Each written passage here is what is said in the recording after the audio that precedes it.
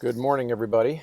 I am headed to school on my last day of school. So if you are part of the country that is still in school for quite a while into June, I apologize. Actually, no, I don't. I don't apologize at all. I am super excited to be done. This has been a very stressful school year for all of us. I know I'm not special in that way.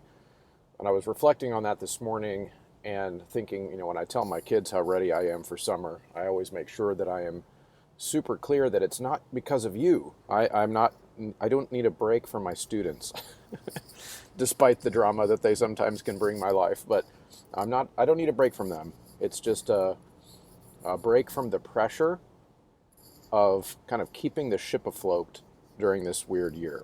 I think that's really what it is. But upon further reflection, I've also kind of decided that this is the second most stressful year of my teaching career. This was year 18 for me, and it was the second most stressful year, if you can believe that.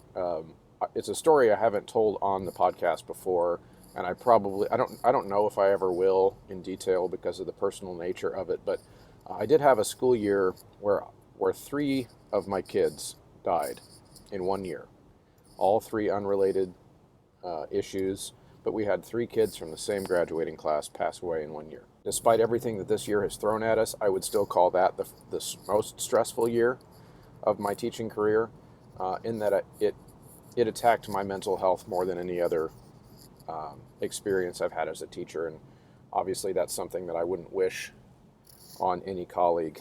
But this year has ranked right up there with some of those worries and kind of worries for the whether or not my kids are okay. And obviously where I am, we've been very fortunate because we got to end the school year in a pretty darn normal way, which kind of salvaged some experiences for kids. Right there at the end, we lost our mask mandate about 3 weeks before school ended, so we were able to see kids' faces again. And of course, the COVID situation in my county it's about as close to zero as it's ever going to get around here, so that's exciting. So the main topic, though, of this little episode is I wanted to share a little bit with you about why I create content. Okay, so this is designed. This little message is really for the choir people that listen to the show, and it's kind of been interesting to see that my show audience has kind of developed a slightly non-choir specific contingent, in that I have some listeners that tune in occasionally to the show that are not choir people. But this message is really more for the choir people. Why do I create choir content, and why do I keep doing it? Because this job is also stressful. We are in an internet climate where making any kind of claim about your opinion about something is a dangerous game. Meaning, the internet is so large that anytime you put an idea out there, you're going to find, I don't care how benign the idea is, you're going to find somebody who either takes offense or who just disagrees to the point where they think you are an idiot, right? And that's partly because our sample size for who we're communicating with on the internet is huge. So it is my belief that over the last 5 or 6 years, this is going to be something that maybe the older members of my audience, maybe 35 and up, would remember. But over the last 5 years, we've seen a dramatic shift in how the choir community communicates with each other. When I was coming up, when I was younger, that was almost exclusive to going to a convention. That was when we would see people, right? That was when we would actually have conversations about the art form, about how to do what we do. And of course, what was true about the conventions is that they're always in person. Now, there are some downsides to that, in that at the conventions, especially in the old days, there was kind of a gatekeeping of who gets to talk, right? Which is normal, and that's a legitimate criticism. And the internet has definitely provided that benefit, which is that anybody who wants to create a platform for speaking about the issues they want to speak about, or the teaching practices that they want to speak about, has that platform, right? So I understand that nuance.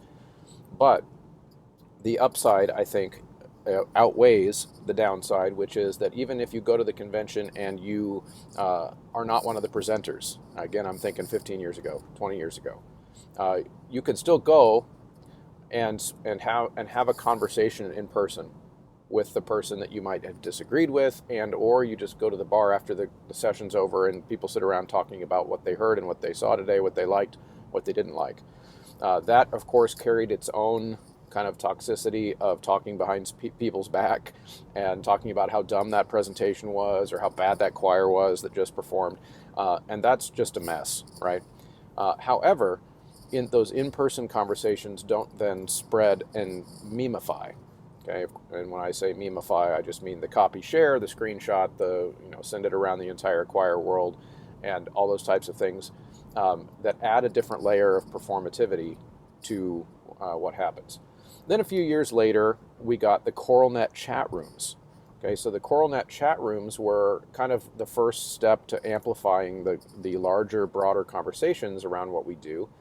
And that was good. The way I would describe the old CoralNet chat rooms is you'd almost never go there. This is other directors and I of us olds have talked about this a few times, where we remember that being a resource that you wouldn't go and just hang out on the CoralNet chat rooms. You're not going to just go and sit there randomly. You're going to go because you have a specific question and you're wanting a specific answer, and you're hoping somebody will jump on the chat room and give you an answer to your question, right? So there were some, snipe fights back and forth on those CoralNet chat rooms. I remember seeing a few like arguments or disagreements or whatever, and that's normal. But again, it's contained. It's contained so that we didn't feel the need to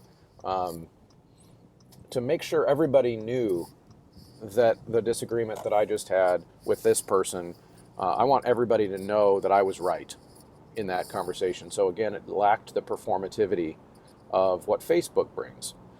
So fast forward to today, and it is my contention, my observation, my belief that the conversation and how we steer our professional ship as choral directors has completely shifted from in-person, human-to-human conversation to the point where we are now, where Facebook and its algorithms, and I do literally mean the perversion of dialogue that Facebook does on purpose, has shifted our conversation so that now the conversations on Facebook dictate outside what happens within the choir world. Okay, so it dictates things like what gets taught in schools. It dictates what the national and international organizations do, what they present about. So all these things are now going from Facebook into real life, rather than what I think would be more healthy, which is real life being reflected on Facebook. And so if you are, so again, this is a short episode specifically for choir people as a primer to my my most recent full episode, which you will see on the podcast feed right next to this one with Dr. Eric Smith, which is not a choir episode. It is an episode that is very general to this larger issue of toxic discourse on social media.